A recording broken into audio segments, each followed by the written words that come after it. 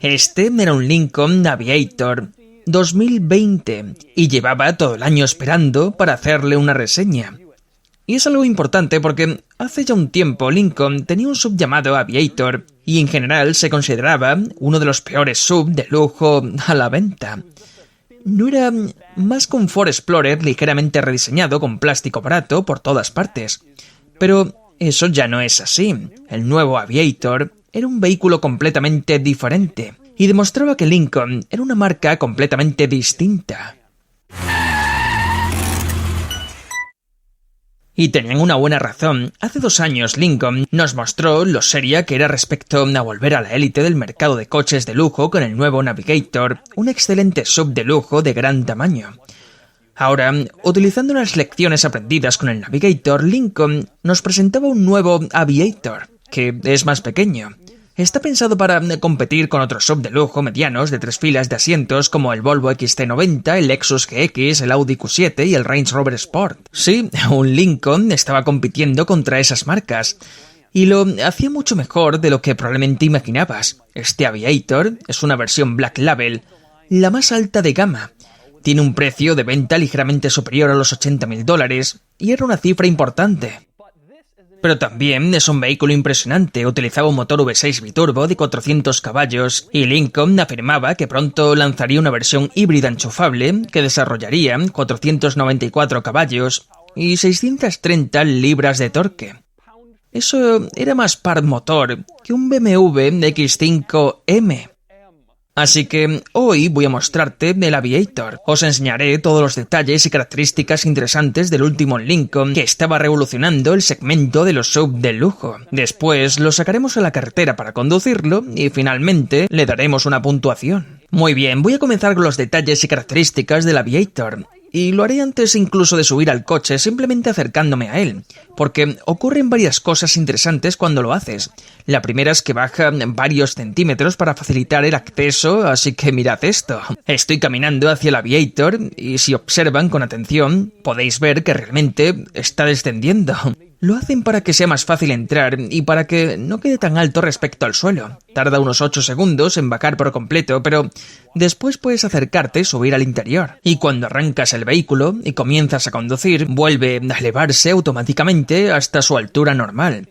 Podéis verlo otra vez aquí. Pulso el botón de desbloqueo y entonces el Aviator desciende antes de que entres para facilitar el acceso. Y esa no es la única cosa llamativa que ocurre cuando te acercas al Aviator. Mirad esto, te acercas al coche y los faros parecen saludarte realizando una pequeña coreografía. Primero se ilumina el emblema Lincoln en la parrilla y después los faros se encienden gradualmente desde el interior hacia el exterior para mostrarte que te han detectado y también para ayudarte a identificar tu Aviator en un aparcamiento. Es una característica realmente interesante y ocurre lo mismo cuando te alejas. Pulsas el botón de cierre y entonces los faros se apagan gradualmente y el emblema de la parrilla es lo último que se apaga. Es una pequeña curiosidad muy agradable cuando te acercas a él. Si te acercas por la parte trasera, los pilotos también hacen algo interesante, aunque no es tan espectacular como lo que sucede delante. Básicamente también se encienden de forma gradual. Y ocurre lo mismo cuando bloqueas el coche y te alejas desde atrás. Las luces traseras se apagan progresivamente de forma similar a las delanteras. Y todavía no he terminado con todas las cosas interesantes que suceden al acercarte al Aviator, o en este caso, al alejarte. Y si te alejas del Aviator y quieres cerrarlo, puedes pulsar el botón de bloqueo del mando, o puedes tocar este pequeño icono situado en el lateral de la puerta delantera. Es un pequeño candado. Cuando el coche está abierto, el candado aparece abierto. Cuando quieres cerrarlo, simplemente tocas el icono y entonces aparece cerrado. Es un detalle muy interesante y una forma muy práctica de saber si tu Aviator está abierto o cerrado. Después de unos segundos desaparece por completo para que nadie más pueda verlo. Y ahora sí, finalmente vamos a entrar en el Aviator, pero antes de hacerlo, hay algo interesante que notas al abrir la puerta.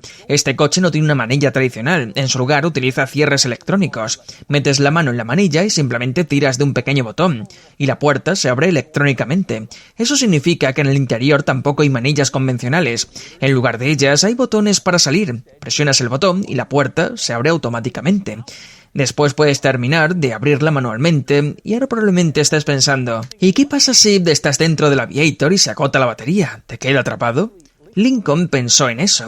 Existe una manilla de emergencia situada en la parte inferior del bolsillo interior de la puerta. Tiras y desbloqueas mecánicamente la cerradura. Así puedes abrir la puerta incluso si el sistema electrónico falla o la batería está descargada. Hay otra característica interesante relacionada con las puertas. En el panel interior hay iluminación ambiental del color que hayas seleccionado, pero cuando abres la puerta la iluminación ambiental se vuelve roja.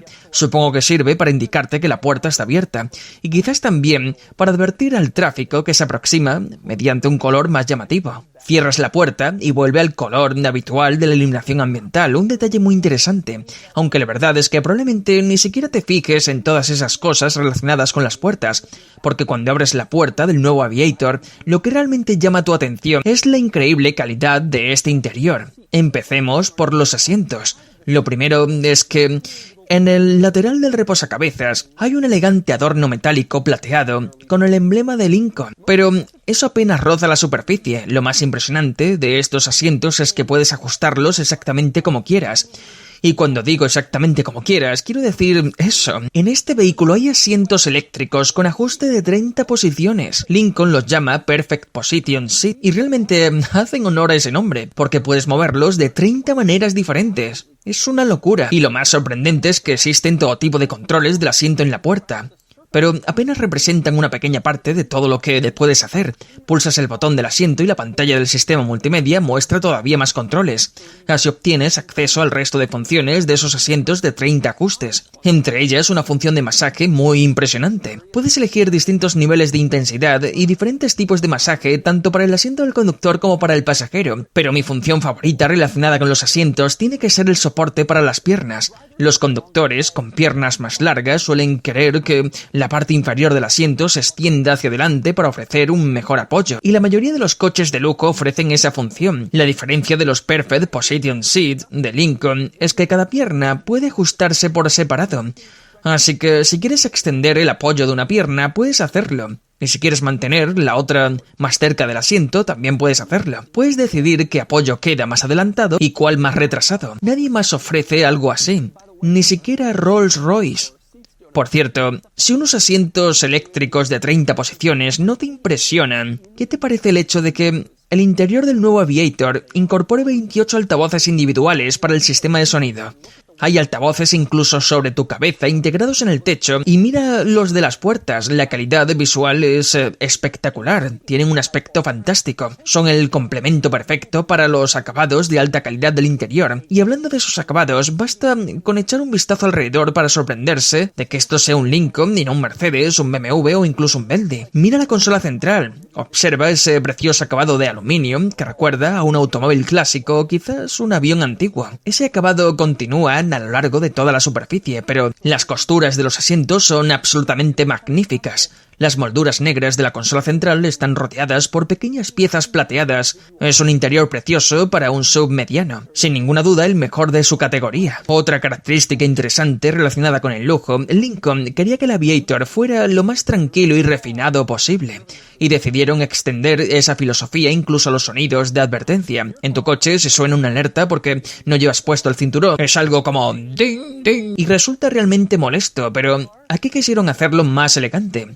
Así que todos los avisos sonoros son más agradables y refinados. Escuchad mi favorito, el sonido que emite cuando abres la puerta con el motor en marcha.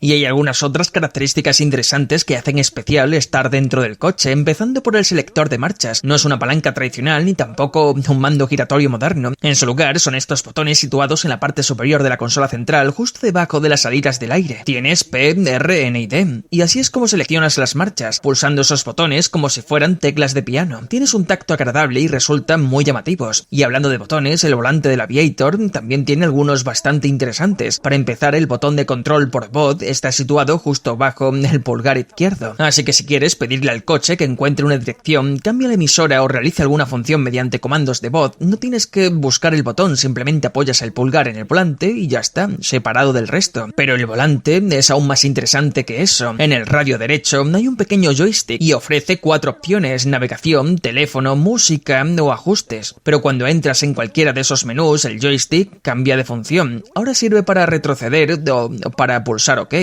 Y si vuelves a entrar en otro menú, cambia de función una vez más.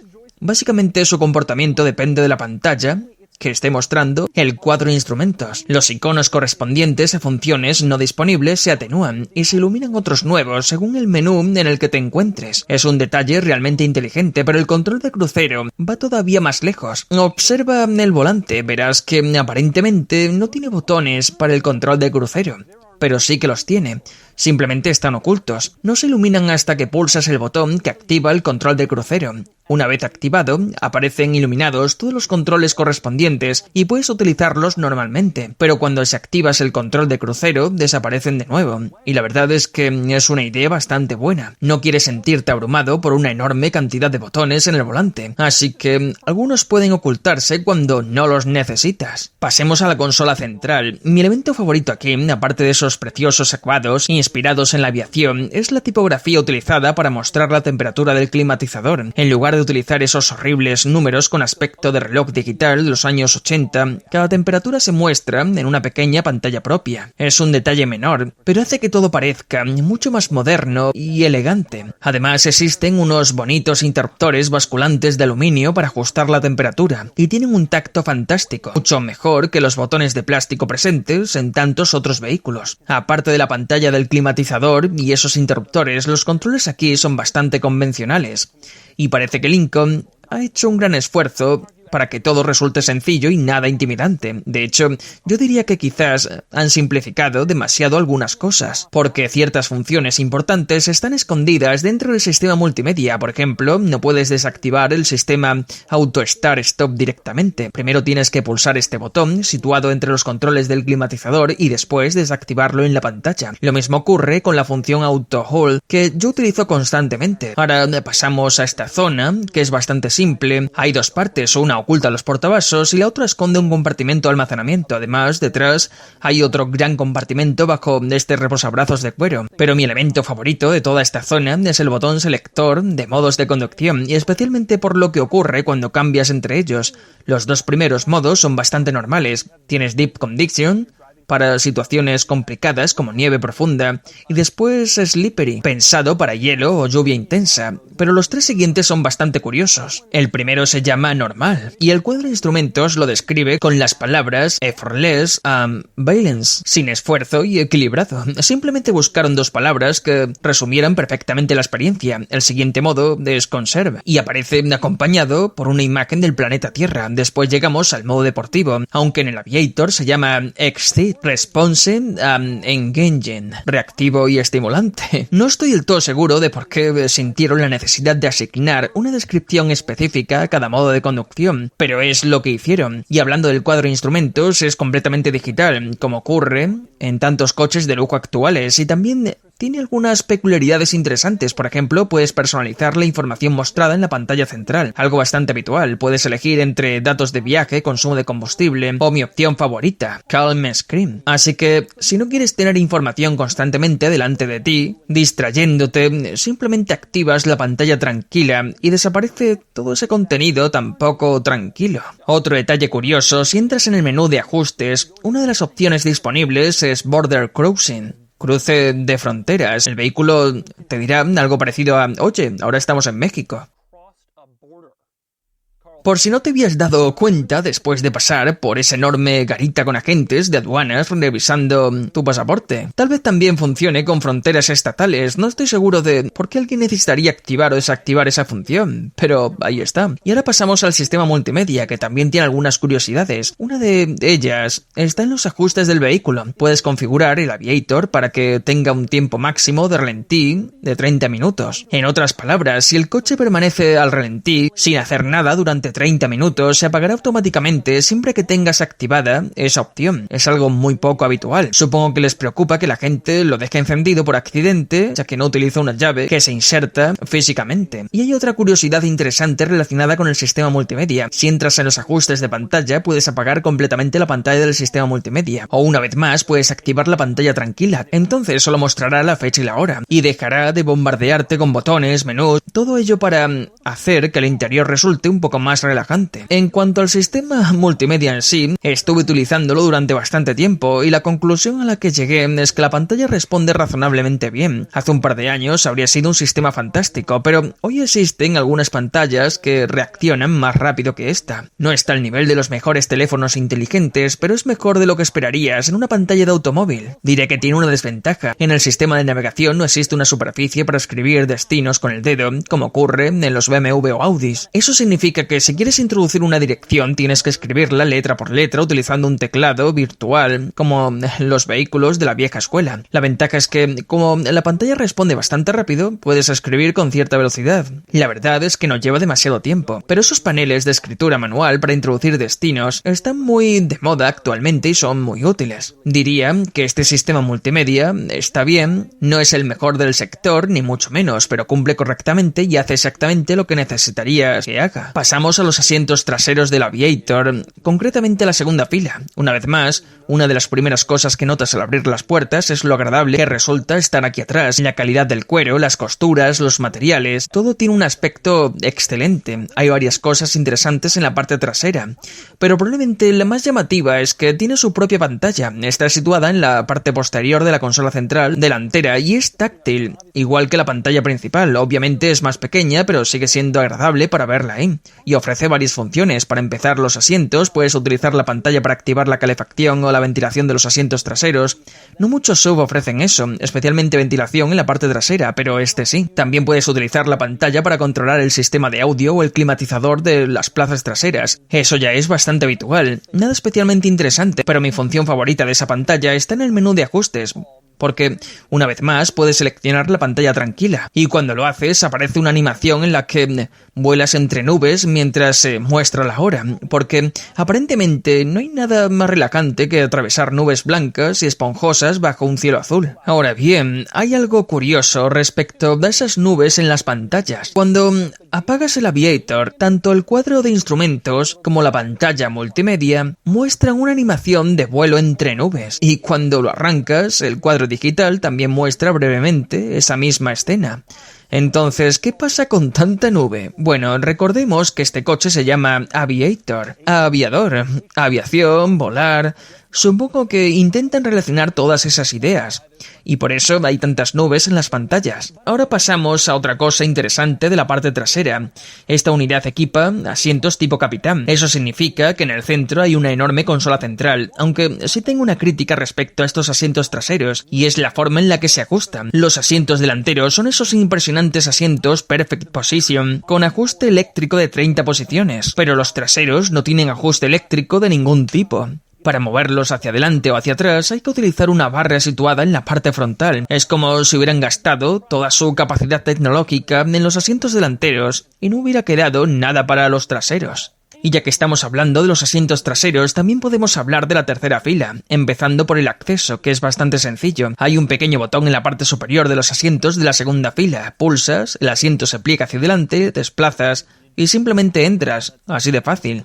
Ahora bien, cuando llega el momento de entrar realmente en la tercera fila, está claro que fue diseñada para niños, mientras que yo soy un adulto humano. Pero voy a meterme ahí igualmente porque eso es lo que hago. Y ahora estoy sentado en la tercera fila del Aviator. Y una vez más el espacio aquí atrás es bastante reducido, pequeño, algo agobiante para adultos, pero perfectamente utilizable para niños si quieres colocarlos en la tercera fila. Cabe señalar que una vez sentado aquí atrás no hay nada especialmente interesante. Es simplemente una tercera fila convencional de un SUV de lujo. Y ahora pasamos al exterior del Aviator. No hay nada especialmente llamativo en el sistema de iluminación como ocurre en algunos de los coches que suelo analizar. De hecho, tiene una gran barra luminosa que atraviesa toda la parte trasera, pero eso se ha vuelto tan común que ya no resulta especialmente destacable. No hay nada particularmente interesante aquí atrás, y el único detalle realmente digno de mención en iluminación son los intermitentes delanteros. Están separados del resto de los faros y situados en el paragolpes. Me gusta mucho ese elemento del diseño, y hablando de iluminación, también merece la pena mencionar que este es uno de esos coches cuyo emblema se ilumina. El logotipo de Lincoln en la parrilla se enciende cuando activas los faros, y eso es sencillamente una de las cosas más absurdas que han existido jamás en toda la historia, y sinceramente espero que no se convierta en una tendencia que se extienda al resto de fabricantes, aunque temo profundamente que eso sea exactamente lo que pase. Pero puedo perdonarle ese defecto al Aviator. De hecho, puedo perdonarle prácticamente cualquier defecto, y no es que tenga muchos, porque su diseño es extraordinario. Señoras y señores, creo que este es uno de los vehículos más bellos que se venden actualmente, y sin duda uno de los SUV más atractivos del mercado.